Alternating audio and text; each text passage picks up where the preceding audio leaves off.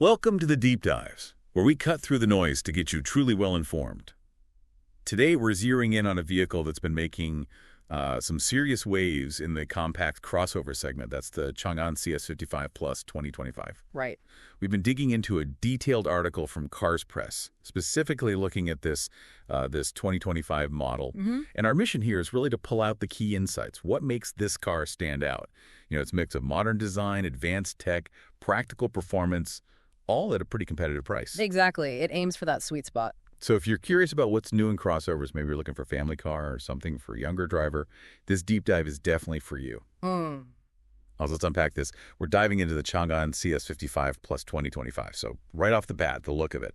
Changan seems to put a lot of effort into the design. Oh, absolutely. The first impression is quite bold. Yeah, the article mentions that striking front fascia, the whole face of the car, basically. Yeah.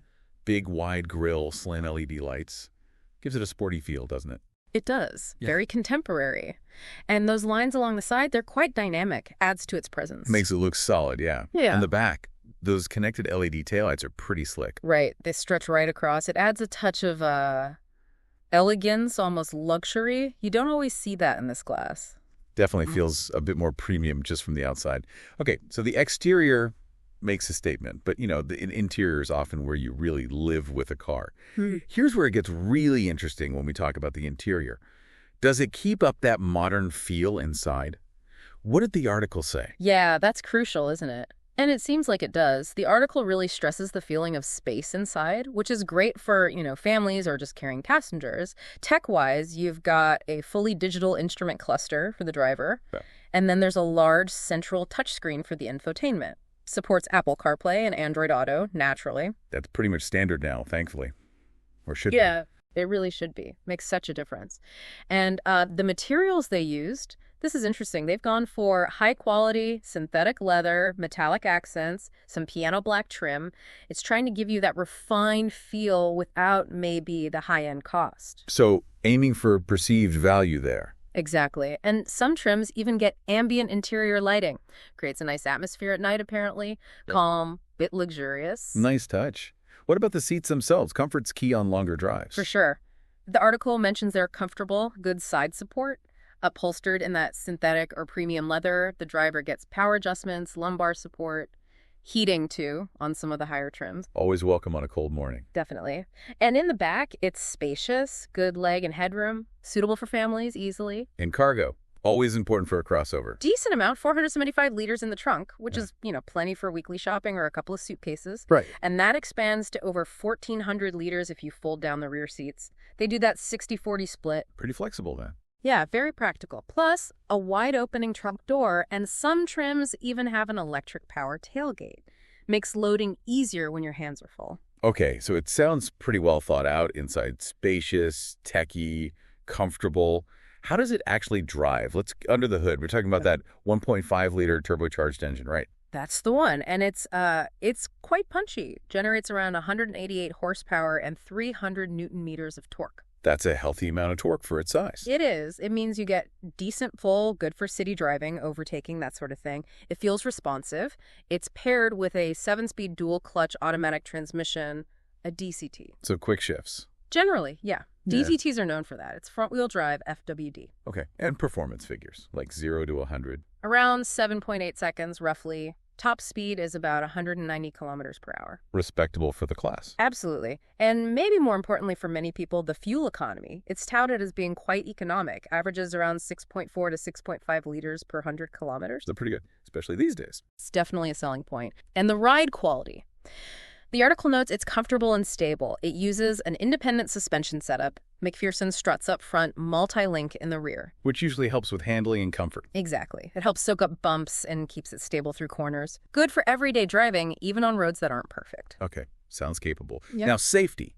This is huge for families, young drivers, basically everyone. What's the story there? Yeah, safety is clearly a focus. Seems pretty comprehensive. Depending on the trim level, you're looking at 4 to 6 airbags. Driver, front passenger, side airbags, curtain airbags. For usual suspects, good.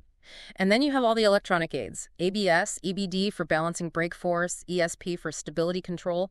Also TPMS, tire pressure monitoring, hill start assist, hill descent control, and emergency brake assist. So quite a lot packed in as standard. That covers the basics very well. What about the more advanced stuff, driver assistance? Yes, the ADS features. This is where it gets quite impressive for the price point. It offers things like forward collision warning and automatic emergency braking. Essential these days. Totally. Lane departure warning, lane keep assist, blind spot monitoring too. Yeah.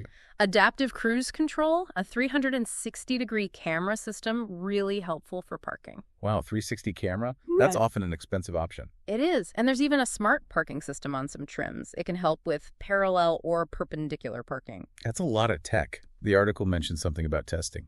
Yeah, apparently Changan Motors, Russ, did some retests based on eNCAP's standards. It's not quite the full Euro NCAP rating, but it shows they're taking safety seriously and doing extra checks. Good to know. It sounds like a really strong safety package overall. So considering all the design, the tech, the safety features, where does the CS55 Plus 2025 actually sit in the market? It's a crowded field. What does this all mean for you, the listener, when you're comparing options? That's the key question. And the answer seems to be it offers excellent value for money. That's its main proposition. It's going up against some big names, you know? Hyundai Tucson, Kia Sportage, MG HS, G-Tour X70 Plus, Haval H6. Even its own sibling, the Changan UNI-T, is sort of a competitor in a way. Quite a list. It is.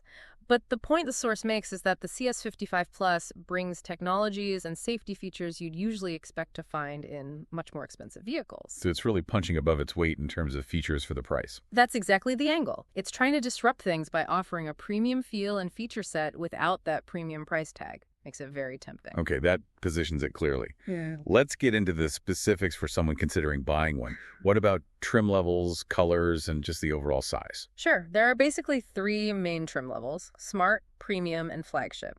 Smart is your base model. Premium is the mid-range. Flagship is the top tier. And the differences are mainly features. Yeah, mostly tech and comfort features, plus some safety systems. Smart gets you the basics: screen, rear camera, 17-inch wheels, ESP, 4 airbags. Still pretty decent.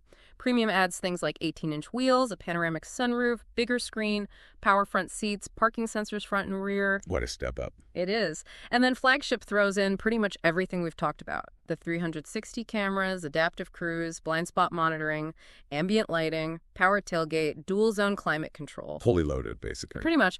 Color-wise, there's a good modern palette: pearl white, glossy black, metallic red, dark sea blue, metallic gray, shiny silver. Standard sort of choices, but nice ones. And size. How big is it actually? It's right in the heart of that compact crossover segment. Length is about 4,515 millimeters, with 1,865 millimeters sight around 1,680 millimeter.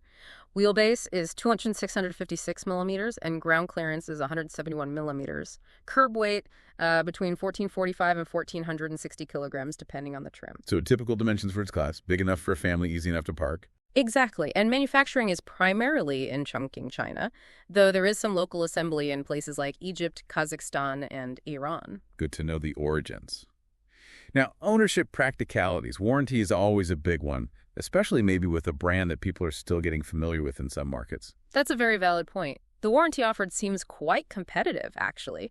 In markets like Egypt, the distributor Elissa Rawi Group offers 5 years or 150,000 kilometers, whichever comes first. That's pretty solid. Similar to many established brands. It is. It covers manufacturing defects, the usual stuff engine, transmission, electricals. Of course, it excludes normal wear and tear, accident damage, modifications. The standard exclusions apply. Right. The key thing, as always, is sticking to the scheduled maintenance plan at authorized service centers. That keeps the warranty valid. Standard procedure, but worth emphasizing. Okay, we've covered a lot of ground, but no car is perfect. To give the full picture, what are the main pros and cons highlighted in the source material? Right. Need that balance. On the plus side, the article definitely praises the bold, modern exterior design. Looks more expensive than it is.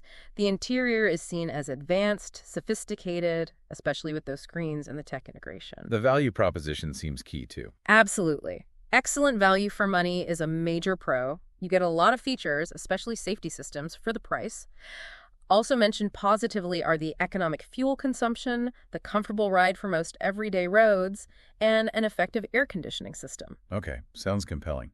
What about the downsides? Where does it maybe fall short? Well, the source notes that while the design is premium, some interior material quality is just average. You might find some harder plastics in places. Expected at the price point, perhaps. Possibly, yeah. Noise insulation at higher speeds is flagged as subpar, so you might get more tire and wind noise on the highway than in some rivals. Performance on rough terrain is just average. It's not really an off-roader, despite the crossover look. It's FWD, remember? The DCT, while generally good, can apparently feel a bit slow to respond during really sudden acceleration, like flooring it from a stop. A slight hesitation. Minor annoyance for some, maybe. Could be.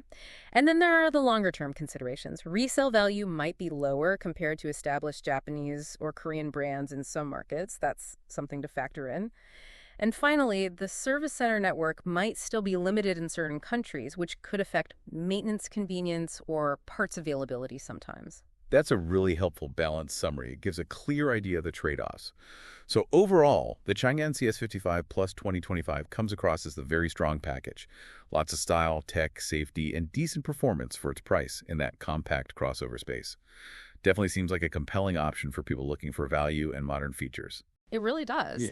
And this whole discussion, it kind of brings up an interesting point for you, the listener, to think about. This raises an important question for you to ponder. When you're looking at a car like this, the CS55 Plus 2025 with all its features and that attractive price, how do you personally weigh that immediate value, the cutting-edge tech, against maybe longer-term factors, things like potential resale value or the size of the service network? And how much does a brand's reputation, especially one that's growing quickly like Changan, influence your choice in today's really global and diverse car market? Something to think about.